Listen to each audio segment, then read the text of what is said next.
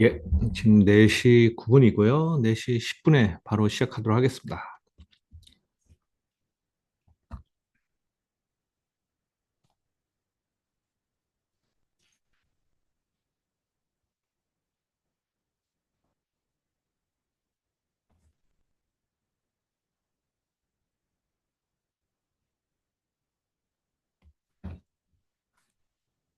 네, 4시 10분 됐네요. 진행하겠습니다. 안녕하세요. 김태형 부장입니다.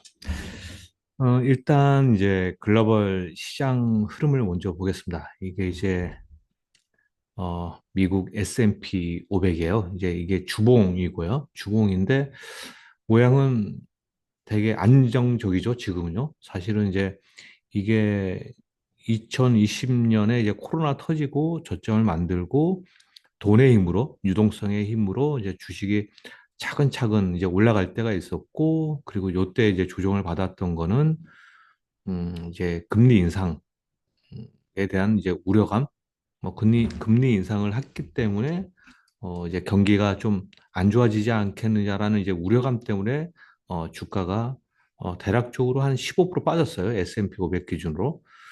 그리고, 15%, 12% 정도 빠졌었고, 그 다음에 저점을 찍고, 최근까지 이제 주가가 올랐던 거는, 제가 이제 생각하기에는, 미국 경기가, 나쁘지 않았다. 나쁘지 않았는데, 나쁘지 않았던 이유를 보니까, 이제 AI에 이제 집중되어 있는 빅테크 업체들이 상당히, 좋았기 때문이다. 라는 생각이거든요. 그러니까 이제, 빅테크의 이제 AI 이슈로 이제 근 한 1년 반, 뭐 조금 길게 보면은 2년 동안은 그 이후로 이제 주식시장이 올랐다라고 하는 거고요. 이렇게 이제 보시면 아시겠지만은 그냥 요 정도 모양으로는 시장이 음, 빠질 거다 아니면은 빠졌다가 다시 올라갈 거다라는 거는 몰라요. 뭐 지나가 봐야지 이제 우리가 아는 거지. 요 정도의 조정 갖고는 시장이 하락할 거다 말 거다라는 얘기는 사실은 못 합니다.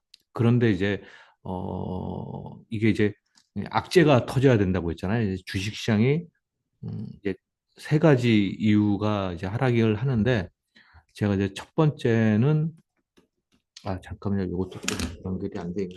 잠깐만요.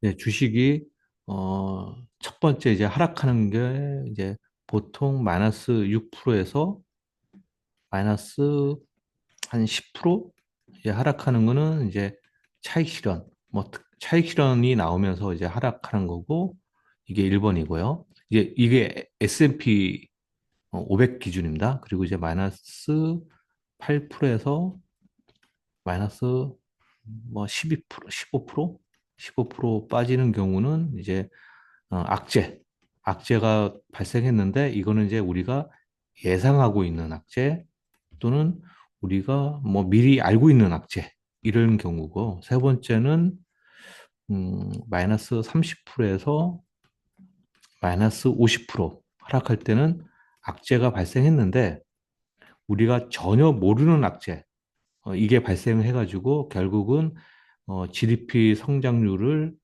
마이너스로 만들 것 같은 이런 악재가 발생해야지 요렇게 30%에서 50% 빠지는 거고요. 통상 1번, 2번인 경우에는 시장이 어디까지 빠질지 모르겠으나 어찌됐건 저점을 찍고 다시 주가는 상승한다라는 게 이제 1번, 2번의 공통점이거든요. 그래서 1번, 2번인 경우에는 사실은 이제 주식을 100% 갖고 가시든 뭐 똘똘한 주식은 100% 갖고 가시든 아니면은 현금을 좀 마련했다가 대략적으로 요 근처나 요 근처에 있을 때 다시 주식을 재매수하는 방법이 있거든요. 지금 현재로서는 사실은 악재가 제가 생각하고 있는 악재는 이제 딥시크라고 보고 있거든요. 그러니까 딥시크라고 왜 그러냐면 사실 딥시크는 그렇게 큰 악재는 아닌데 악재라고 보면 요 정도 되겠죠. 이제 요 정도 되는 것. 아니면 이제 예상하지 못했던 악재이지만은 이게 GDP를 마이너스로 만드는 악재는 아니잖아요. 그러니까 요거는 아니에요. 그러니까 3번은 아니고 2번일 가능성이 높다고 보는데 이게 예상하지 못했던 악재여서 요게 조금 충격을 줄 수 있다라고 생각을 하는 거예요. 왜 그러냐면은 여기서 저점을 찍고 여기까지 근 2년 가까이 상승했던 가장 큰 논리는 미국에서 AI 때문이고 이게 이제 미국이 어떻게 보면은 독점적 위치에 있기 때문에 이게 이제 요런 흐름을 만들었던 논리였거든요. 근데 이제 딥스크는 중국 기반이니까 이게 이제 대립되는 관계잖아요. 그래서 이제 이게 어찌됐건 투자자들한테는 특히 이제 스마트 투자자들 스마트 투자자들한테는 상당한 충격을 줬던 걸로 저는 생각을 해요. 그래서 이 충격이 결국은 지금 딥시크가 한 2주 전에 나왔던 2주 전, 3주 전에 나왔던 얘기고 그게 어찌됐건 전체 주식시장의 흐름에 상당히 많은 영향을 주고 있다라고 했고 그래서 이제 그게 대표적으로 나타나는 게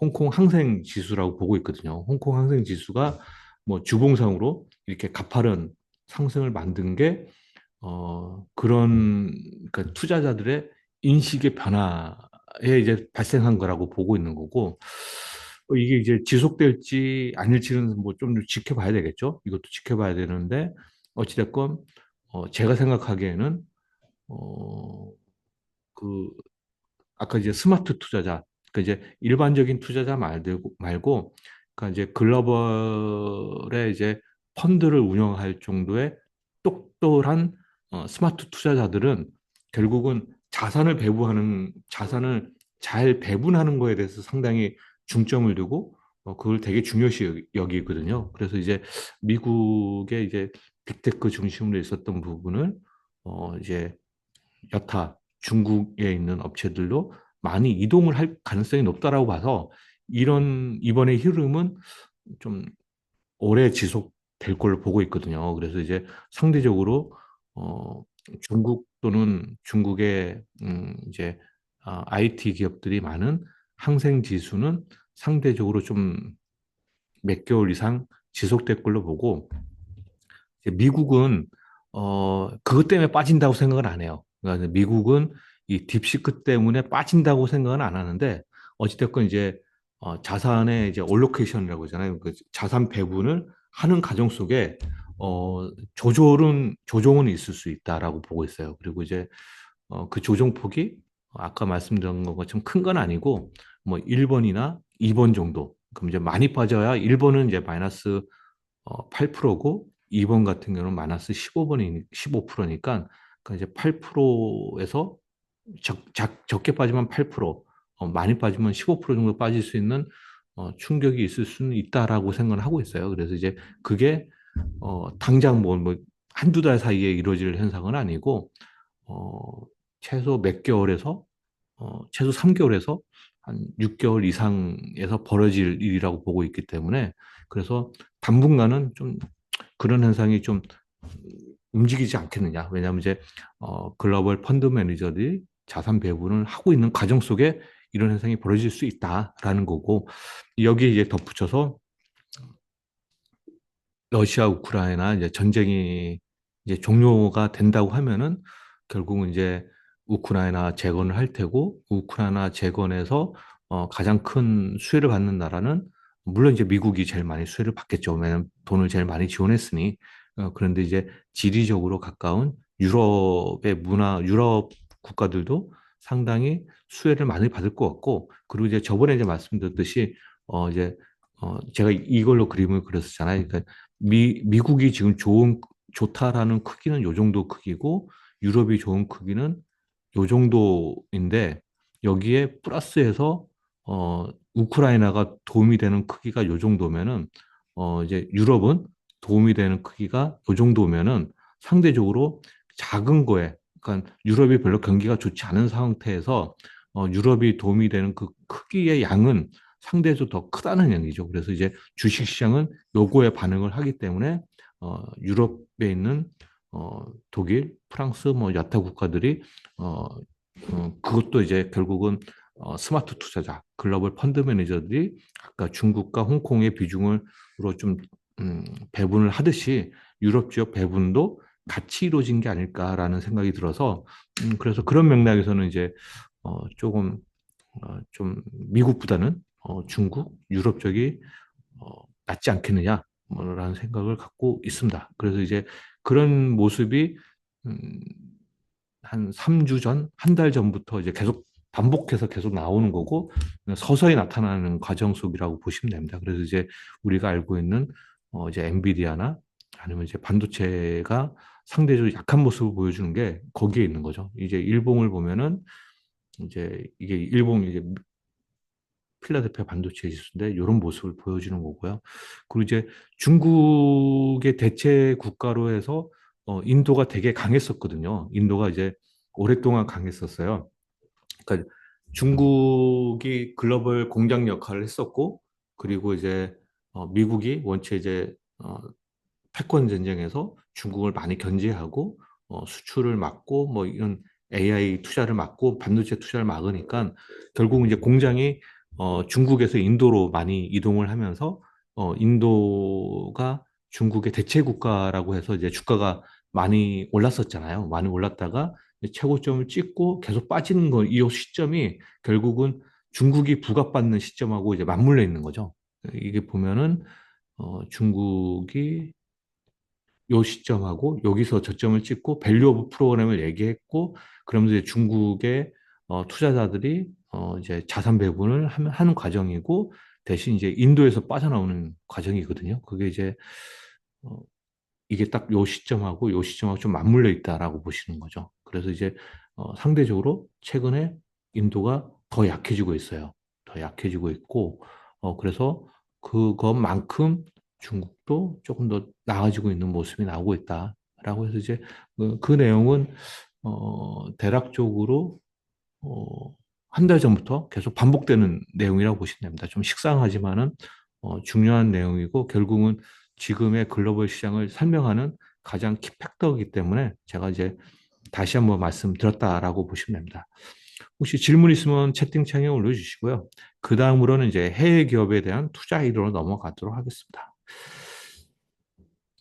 지금 보면 이제 이 트럼프 대통령이 되면서 이제 이게 LNG를 수출을 많이 하려고 하잖아요. 이제 여기 보면은 결국은 이제 물론 이제 셰일에서 이제 오일이 나오기도 하고 그리고 가스가 나오기도 하는데 이 오일의 이제 채산성이 아무래도 이제 중동의 지역에 비해서는 조금 떨어지기 때문에 그리고 이 가스는 사실은 이제 이 오일을 캐면서 부산물로 나오는 거잖아요. 그래서 가스는 사실은 버려지는 거였거든요. 근데 이거를 어찌됐건 LNG로 만들어 가지고 이걸 이제 수출을 하겠다는 거잖아요. 그리고 이제 트럼프가 LNG 수출할 때 다른 나라들하고 이제 협상할 때 어찌됐건 미국이라는 나라가 수입을 많이 하기 때문에 수출할 수 있는 품목들이 제한돼 있잖아요. 이제 아주 이제 하이 소프트웨어 그리고 하이테크 IT 기술 이 중심인데 요거를 이제 수출하는 걸 원래부터 잘했었던 거고 이제 제조업을 이제 팔 수는 없으니 수출하기가 좀 어려우니까 이건 어려우니까 이제 LNG를 많이 수출하려고 하는 거잖아요. 뭐 그래서 이제 이 LNG를 개발하기 위해서 지금 이제 새롭게 나오는 거는 이건 이때까지 다 알고 있던 거고 이 알래스카를 새로 이제 개발하겠다는 겁니다. 근데 이제 알래스카를 개발하는 거는 오케이. 왜냐면 이제 뭐 미국 땅이고 미국에 이제 자원이 많은 나라이고 그리고 이제 알래스카는 상대적으로 좀 저쪽 북극 쪽에 있잖아요. 그래서 이제 이쪽이 머니 이쪽을 이제 그 항구 쪽으로 옮기려고 하면은 상당히 많은 이제 그 가스관이 필요한 거죠. 보면 이제 이 1300km가 필요하다고 하니까 상당히 많은 가스관이 필요하죠. 많은 가스관이 필요하죠. 그래서 이제 이거를 어, 하려고 하는데 여기 이제 눈치 빠르게 일본에 있는 업체들이 참여를 하겠다고 벌써 이제 그 누구죠? 이시바 시게루라는 일본 총리가 벌써 이제 2월 16일 날 미국에 가서 트럼프하고 공동으로 이제 발표를 한 거죠. 그래서 이제 이 알래스카 LNG에 일본이 참여를 하겠다라고 이제 발표를 했고, 한국도 참여를 할까, 이제 한국에서도 참여를 할까 말까인데, 이제 아직은 이제 대통령이 지금 부재인 상황이니까 이거의 결정권은 결국 이제 조기 대선이 되면은 이제 그때 돼서 해야겠죠. 그러나 이제 주식시장은 기대감으로 이제 움직이는데, 이제 미국에 제가 이제 정확하게는 모르겠는데, 미국에 이제 공장이 있는 게 제가 알기로는 이제 휴스틸, 그리고 세아 제강, 이게 세아 자강인지 세아 특수강인지는 정확하게 모르겠습니다. 그리고 넥스틸이라는 회사가 이제 미국에 공장이 있어요. 그래서 이제 제가 저번에 말씀드렸건 넥스틸이 이제 좀 관심 있게 보자라는 의미로 말씀을 드렸던 거라고 보시면 되고, 어찌됐건 이제 이게 기대감으로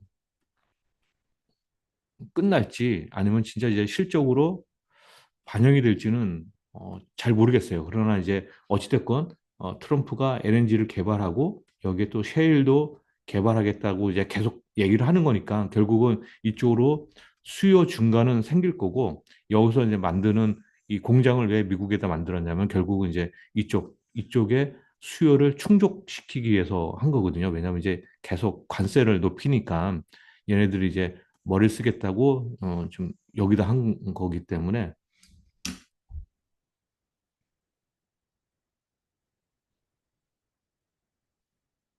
통신이 좀 안 좋나 봅니다. 잠깐만요. 아까도 나왔었는데, 잠깐만요.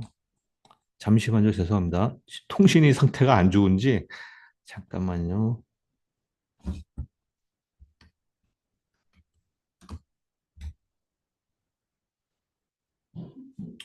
어쩔 수가 없네요. 지금 통신은 제대로 연결이 돼 있는데, 계속 끊어져서,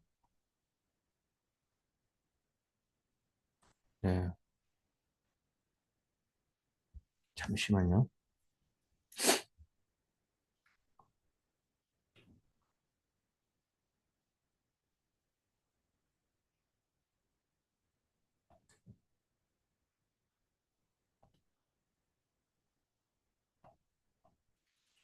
그래서 이제 알래스카 뭐 LNG 뭐 이거는 이제 계속 얘기가 나올 거예요. 그래서 이제 제가 보기엔 아까 말씀드렸던 세 개의 기업, 휴스틸, 세아제강, 그리고 넥스틸, 그 세 개 중심으로 보시면은 어찌됐건 이제 주식이라는 게 기대감으로 먼저 움직이니까 실적, 예전에 이제 휴스틸이라는 기업이 실적이 되게 좋았던 적이 있었거든요. 이제 그것도 다 그 셰일가스의 영향으로 거기에 이제 파이프라인을 공급하면서 이제 휴스틸이 실적이 되게 좋았던 적이 있었었어요. 그러니까 이제 제2의 붐이 또 생길 수도 있는 가능성이 있죠. 왜냐면 과거에 우리가 경험을 해봤기 때문에. 그래서 이제 그거는 좀 관심 있게 보셔도 된다. 왜냐면 이제 기대감에서 진짜 실적이 나올 수 있는 분야이기 때문에 좀 관심 있게 보자라고 말씀드린 거고요. 그 다음에 이제 말씀드릴 거는, 요것도 이제 말씀을 안 드릴 수가 없죠. 지금 이제 어, 우크라이나 러시아 전쟁이 이제 끝나는 걸 협상을 하는데 여기에 우크라이나가 빠졌어요. 아무래도 이제 우크라이나가 끼면은 협상이 늘어질 것 같고 길어질 것 같으니까 미국 입장에서는 어, 주변 국가, 유럽 국가도 빼고 우크라이나도 빼고 단독적으로 러시아하고 미국하고 협상을 해서 빨리 끝내겠다는 얘기고, 그 끝나겠다는 시일이 4월 20일 부활절 이전에 끝내겠다고 하니까 제가 보기에는 끝낼 것 같아요. 예, 그래서 이제 우크라이나 재건이 진짜 이거는 진행된다라고 보시면 되고, 어찌됐건 이제 거기에 관련된 내용이라고 보시면 되고, 음, 뭐 어쩔 수 없죠. 그래서 이제 유럽에 있는 이제 그 방산 업체들이 뭐 주가가 많이 올랐다고 돼 있는데, 안타깝게 지금 한국은 방산업체 잠깐 쉬고 있어요. 뭐 그거는 이제 좀 이따 제가 다 말씀드릴게요. 말씀드리기로 하고, 어찌됐건 이제 그런 상황이다 보시면 되고요. 그리고 이제 여기 어찌됐건 이제 트럼프가 요구하는 건 그거예요. 이제 우크라이나는 이제 나토 나토 가입을 이제 하겠다고 해서 러시아가 우크라이나를 침공을 했던 거였거든요. 그게 이제 3년 전 얘기였었어요. 이게 3년 전. 그래서 지금 현재 입장에서 러시아가 우크라이나를 침공했던 이유는 나토 때문에 그러니까 나토에 가입한다고 해서 이제 전쟁을 일으켰는데 지금 우크라이나 젤란스키가 얘기하는 거는 나토 가입을 고집을 하면은 러시아가 당연히 전쟁을 멈추지 않겠죠. 그래서 이제 나토 가입은 사실은 안 된다라고 보는 거고 나토 가입이 안 되면은 결국은 이제 EU 국가들의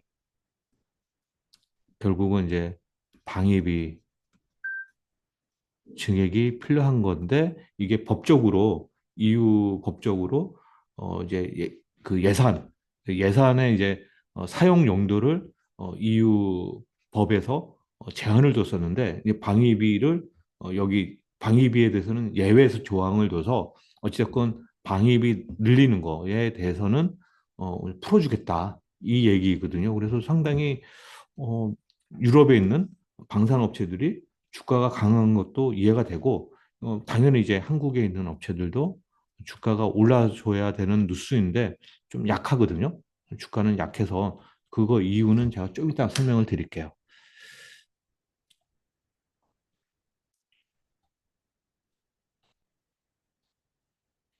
그리고 이제 요것도 얘기를 들어야 되는데, 이제 보면은 이제 우리 주식이라는 게,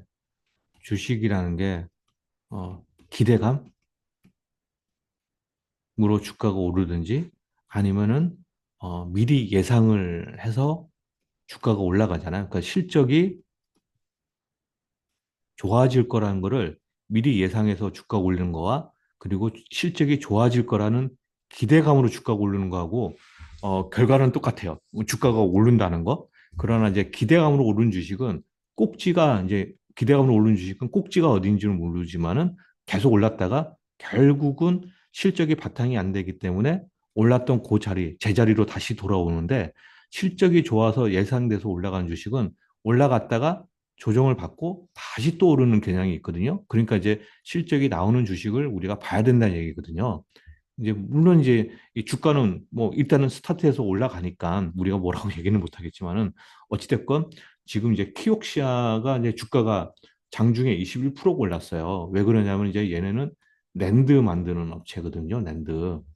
근데 이제 왜 21% 올랐냐면은 중국에서 지금 경기를 부양시키겠다고 이구 환산을 해서 그 IT 제품을 교환 또는 교체를 해주고 있거든요. 그래서 여기에 좀 당연히 이제 스마트폰이 제일 많이 쓰겠죠. 그다음에 이제 PC, 뭐 노트북 대부분이 이제 아무래도 이제 이쪽은 최신 제품을 써야 되는 쪽이기 때문에 아무래도 이관식으로 경기 부양하겠다면은 이쪽이 아무래도 좀 많이 팔리겠죠. 그러다 보니까 이제 여기에 들어가는 메모리와 랜드가 상당히 많이 팔려서 재고가 이제 재고가 적정 재고 수준으로 근접했다는 내용이거든요. 그러니까 이제 그러면 이제 주식은 이게 이제 여기서 얘기하는 건 뭐냐면은 25년 하반기에는 반도체 가격이 올라가지 않겠느냐라는 이제 기대감이 형성돼 있고 반도체 가격이 올라가면은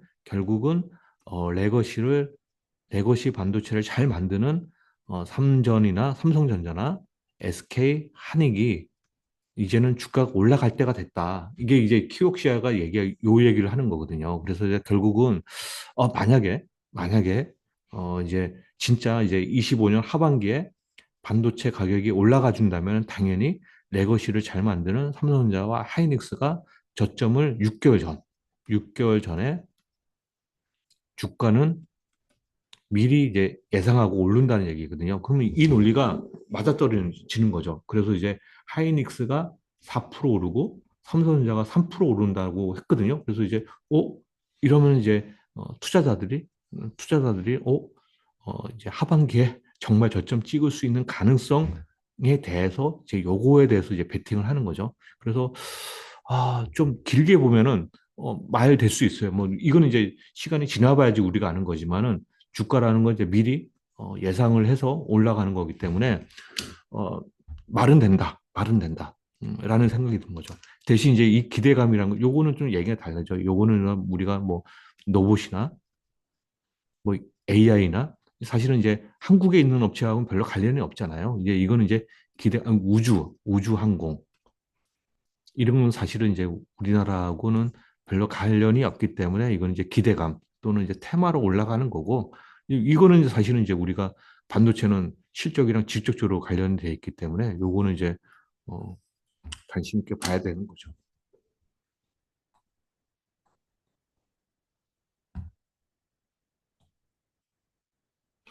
그리고 이제 앤서니 볼튼이라고 해서 뭐 이 사람 책도 있어요. 책도 있는데 이 사람이 이제 역발상 투자자라는 이제 책이 있어요. 근데 이분이 이제 과거에 피델리티의 글로벌 스페셜 시츄에이션이라는 펀드를 운영을 했었고 엄청난 수익률을 거뒀던 분이래요. 그러니까 이제 글로벌 로케이션, 그러니까 이제 아까 자산 배분 같은 거를 이제 제가 말씀을 드렸었잖아요. 그러니까 이거에 대한 이제 탁월한 능력을 갖고 있는 과거에 유명한 펀드 매니저였었는데 이분이 이제 얘기인즉 미국은 이제 고점에 왔고 새로 이제 부상하는 중국은 이제 시작점이 왔다라는 얘기입니다. 그래서 이제 그 내용을 좀 그냥 언질해줬다라고 보시면 될 것 같습니다.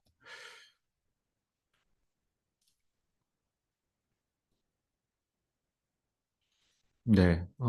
그다음에 이제 해외 기업에 대한 투자에 다 아이들 말씀드렸고요. 그다음에 이제 간신 기업에 대한 주간 업데이트인데요. 지금 이제 아까 이제 제가 그 이제 그 얘기를 했었잖아요. 아까 이제 어 EU가 방산을 방위비 또는 방위비를 한도를 늘려서 이제 올라가야 될 상황인데 주가가 못 오르잖아요. 이제 그 이유를 제가 말씀드리려고 했는데 이게 이제 생각해 보면은 24년도에 실적이 좋아서 잠깐만요.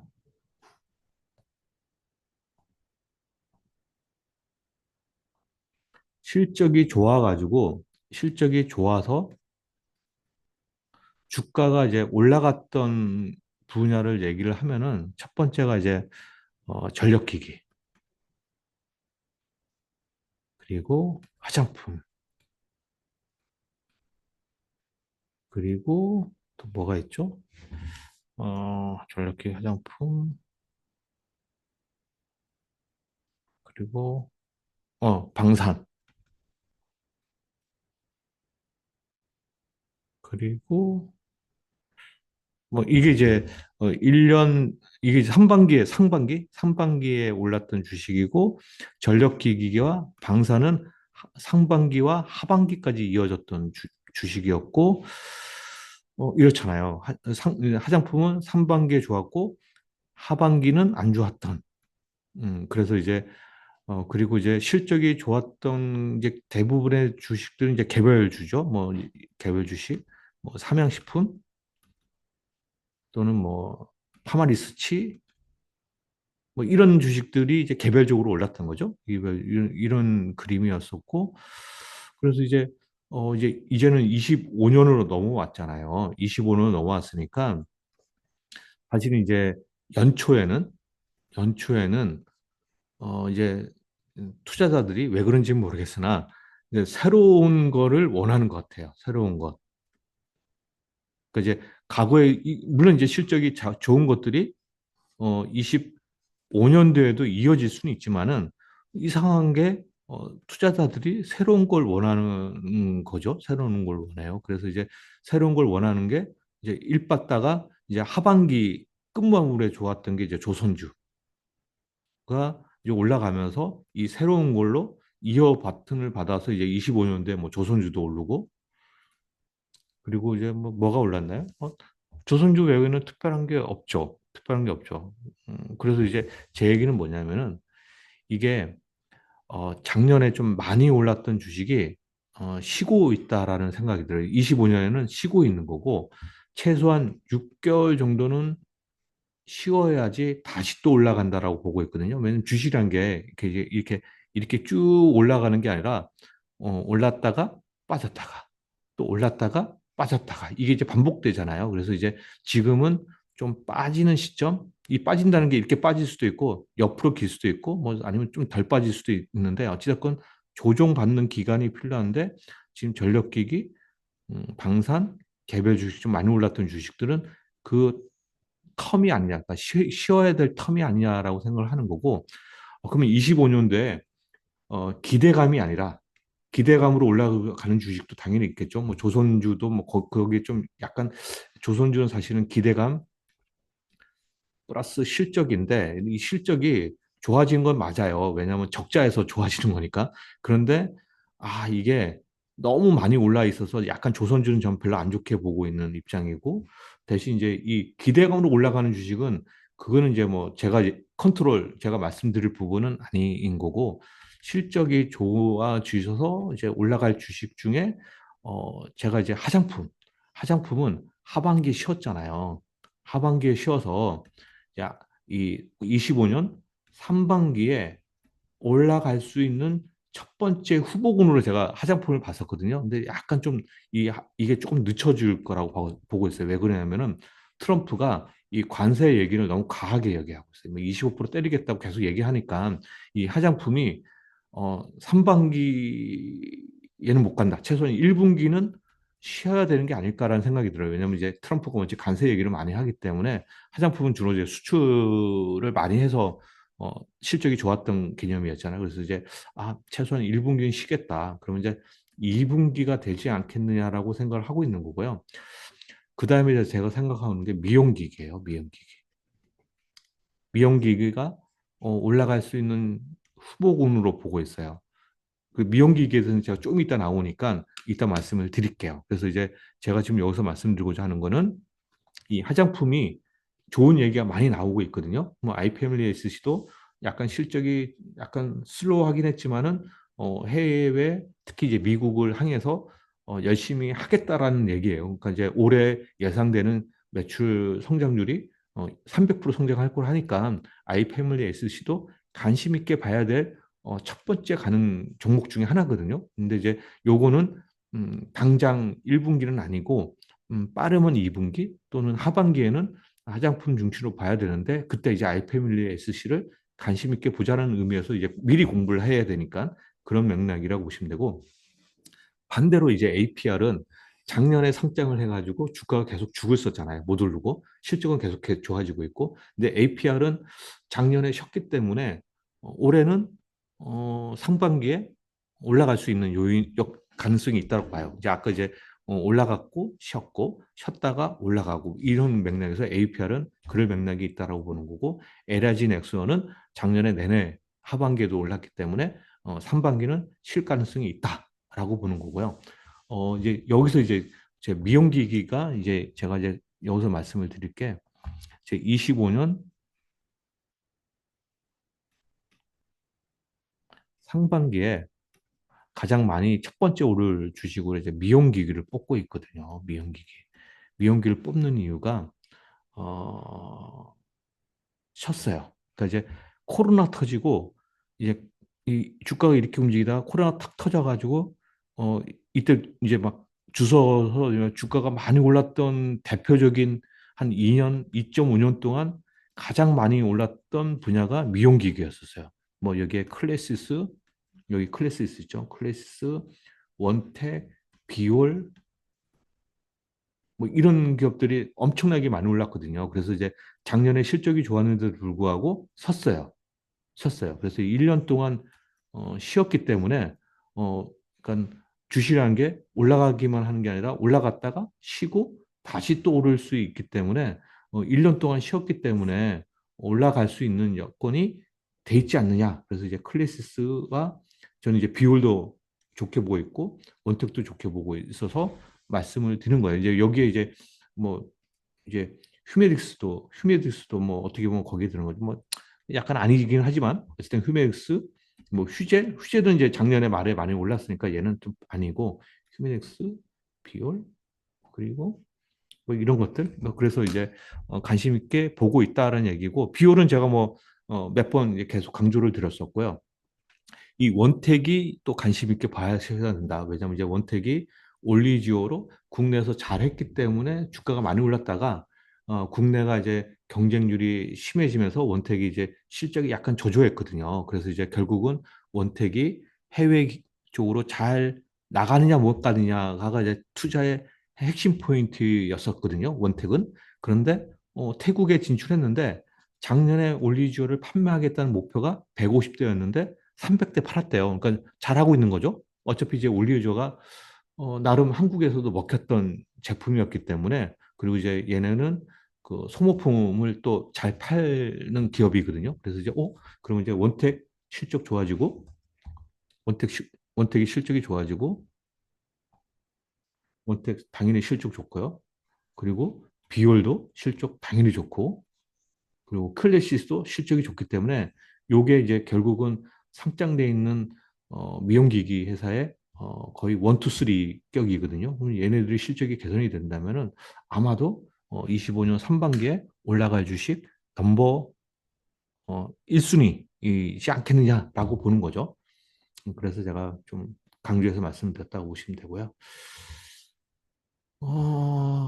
그리고 이제 제가 이제 참 재미있게 보는 주식이 현대건설이에요. 현대건설이 참 관심 있게 보고 있거든요. 이게 참 재밌어서 그래요. 이 현대건설이 원래 건설업체들은 별별 일 없거든요. 별별 없잖아요. 지금 국내 건설 경기 아주 안 좋잖아요. 아주 안 좋고 그리고 해외도 되게 안 좋거든요. 왜냐하면 이제 그 뭐죠?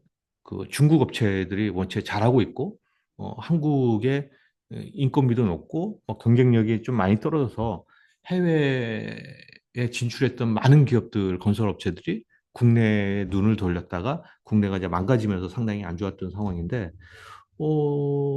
그래서 얘도 실적이 상당히 안 좋죠. 현대건설도 보면은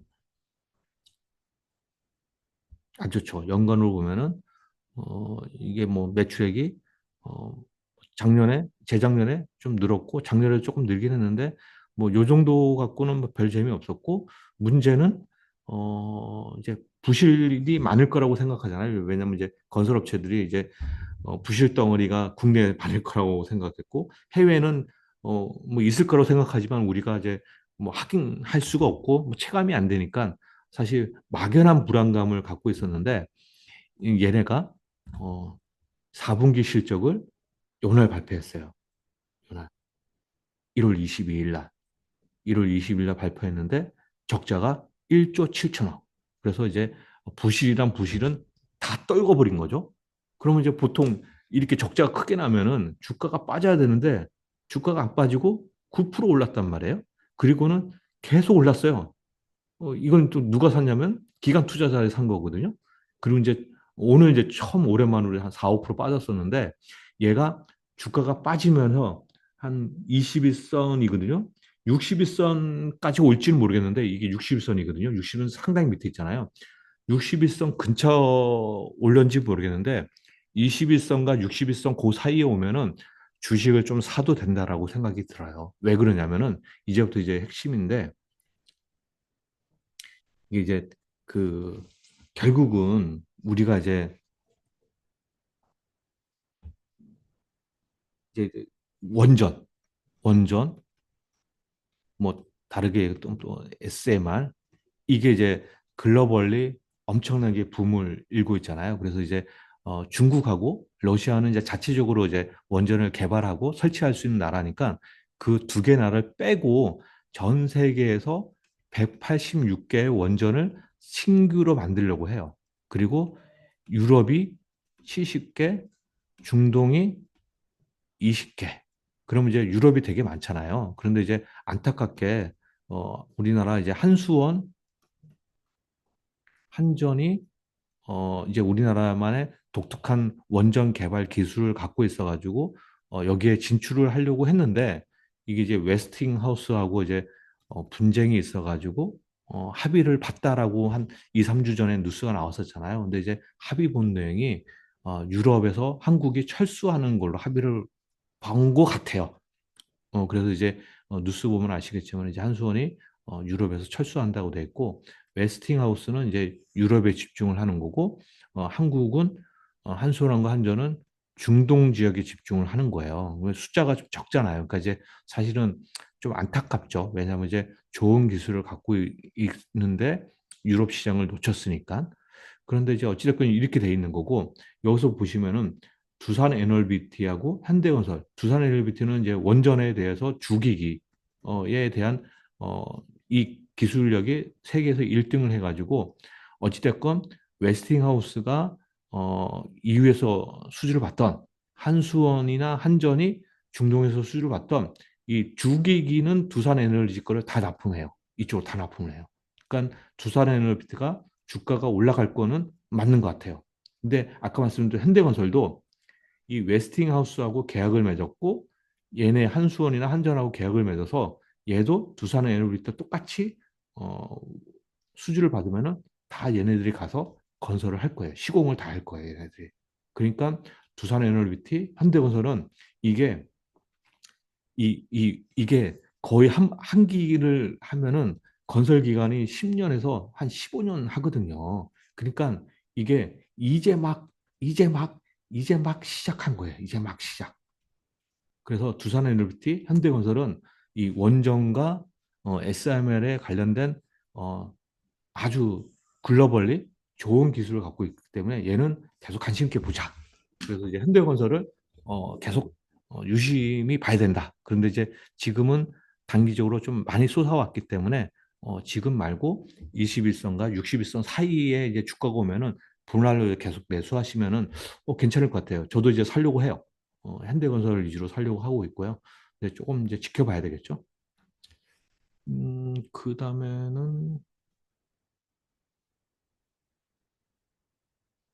예, 조선 요거 너무 이제는 이제 개별 기업에 대해서 아, 조선에 대해서 말씀을 드리는데 이제 한국투자증권 강경태 애널리스트 이제 매도 의견을 냈어요. 사실은 이제 한국에서 매도 의견을 내기가 되게 부담스럽잖아요. 그런데도 이제 불구하고 얘가 냈는데 내용인지 그거예요. 지금 이제 우리가 이제 트럼프 대통령이 당선이 돼서 이제 윤석열 대통령이 축하 전화를 했는데 거기서 이제 언급된 게 트럼프 대통령이 얘기하기를 한국의 조선 제조업이 뛰어나니 미국의 부족한 부분을 조선업을 좀 도와달라라고 얘기를 해서 그때부터 이제 조선업이 막 주가가 올랐었거든요. 결국은 이제 근데 이게 요지인즉 이게 도크 그러니까 이제 한국이 만들 수 있는 도크가 없어서 그리고 도크가 있다 하더라도 부족해서 30년간 창출할 수 있는 가치가 HD 현대중공업이 5.6조 원이래요. 그럼 30년을 나누면은 30으로 나누면은 연평균 1,800억이 1,800억. 5.6조 원은 되게 커 보이는데 1년에 1,800억은 이거는 배 하나 만드는 정도밖에 안 되는 거거든요. 하나오션도 마찬가지예요. 30년은 5.1조인데 이걸 연평균으로 놨더니 1,700억이라는 얘기예요. 그래서 얘는 아무리 베스트 케이스로 가정을 하더라도 고평가다라고 해서 이제 매도 의견을 내는 거거든요. 그래서 이제 조선은 제가 이제 매번 말씀드렸듯이 이제 이게 실적이 좋아서 올라가는 게 있고 기대감으로 올라가는 주식이 있는데 문제는 이제 올라가는데 꼭지가 어딘지는 몰라요. 뭐 여기서 더 올라갈 수도 있고 여기서 빠질 수도 있고 여기서 빠질 수도 있고 여기서 빠질 수 있는데 꼭지를 모를 뿐이죠.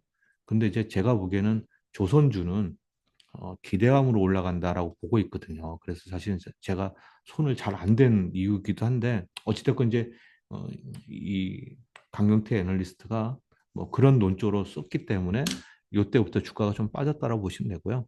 그래도 어찌됐건 저는 조선업이 원체 이제 기관이나 외국인들의 수급이 좋아서 끌어올리기 때문에 계속 관심은 두려고 해요.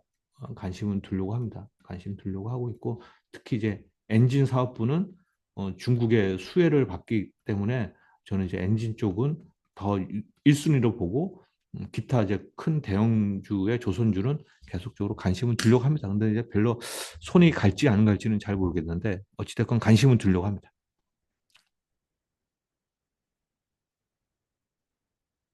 그리고 이제는 마지막 개별 기업에 대한 아이디어를 말씀드립니다. 개별 기업에 대한 아이디어인데 이번 주는 특별하게 말씀드릴 내용이 없더라고요. 이제 하나 이제 얘기를 하면 티웨이 항공인데 여기 보면은 이제 아직은 제가 이제 이 뉴스를 봤었을 때는 이제 대명 음, 그 콘도의 대명 콘도 그룹이죠. 대명 손호 그룹이 이제 예림당 티웨이 항공의 2대 주주였다가 이제 결국은 1대 주주의 예림당의 지분을 다 갖고 오는 걸로 이제 뉴스를 봐서 제가 이걸 작성을 했는데 또 뭐 그 다음날 또 아니다라고 얘기를 하더라고요. 근데 이제 티웨이 항공을 이제 관심을 두는 이유가 대한항공이 아시아나 항공하고 합병을 하면서 이제 노선이 이제 중복되는 데 있잖아요. 뭐 유럽, 북미 뭐 이런 데 이제 장거리 노선 중복이 되잖아요. 대한항공도 하고 아시아나항공고 물론 이제 동남아 중심의 이제 작은 거는 이제 LCC가 파편화되어 있기 때문에 이쪽은 대한항공도 하고 아시아나도 하지만은 어찌됐건 이제 독점이 아니기 때문에 요거 갖고는 이제 합병에 대해서 반대를 안 했는데 유럽이나 북미 지역 또는 장거리 남부이다 뭐 이런 데는 이제 중복이 되면은 독점 논리 때문에 EU나 아니면은 이제 미국에서 반대를 했던 거였거든요. 근데 이제 그 대신 이제 이 대한항공이 급하니까 아시아 항공을 합병을 해주면은 이 유럽이나 북미 노선에 대한 이 항공권을 TA 항공한테 준다라고 했거든요. 그러니까 TA 항공이 그나마 자금 여력도 있고 뭐 그래서 이제 TA 항공에 준다라고 이제 줬기 때문에 이 TA 항공은 어찌됐건 이제 LCC에서 이제 뭐라고 하죠? 이게 종합 대형이라고 하나요? 제가 이 용어를 까먹었는데 이걸로 변화하는 과정 속에 대명 손호라고 돈이 많은 꽤 많은 든든한 대주주가 되면은 TA 항공의 레벨업이 되는 거죠. 레벨업이. 그래서 이제 TA 항공은 여타 이제 다른 LCC랑은 차별이 되는 기업이 기 때문에 그래서 이제 티웨이 항공은 좀 관심 있게 봐야 된다라는 맥락에서 제가 이제 말씀을 드립니다.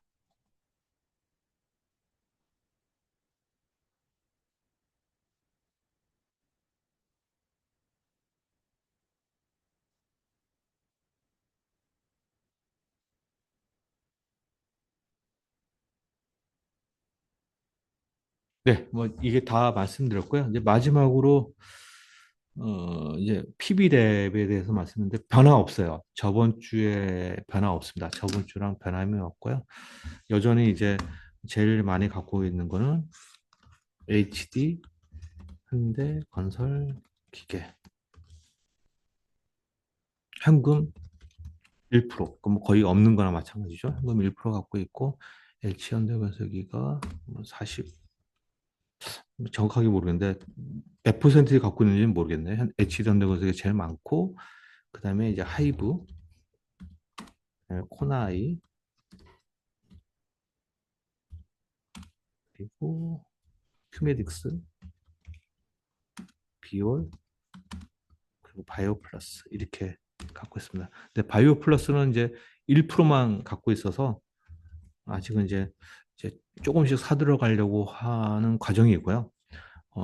바이오 플러스를 만약에 이제 주가가 빠진다면은 현대건설을 추가로 매수할 계획을 갖고 있어요. 예. 그러니까 이제 요 정도라고 보시면 됩니다. 제 계획은 그렇습니다. 제가 다 설명드렸는데 혹시 어, 질문이나 아니면 이제 공유할 만한 투자 아이디어가 있으면은 채팅창에 올리시면 제가 말씀을 드리도록 하겠습니다.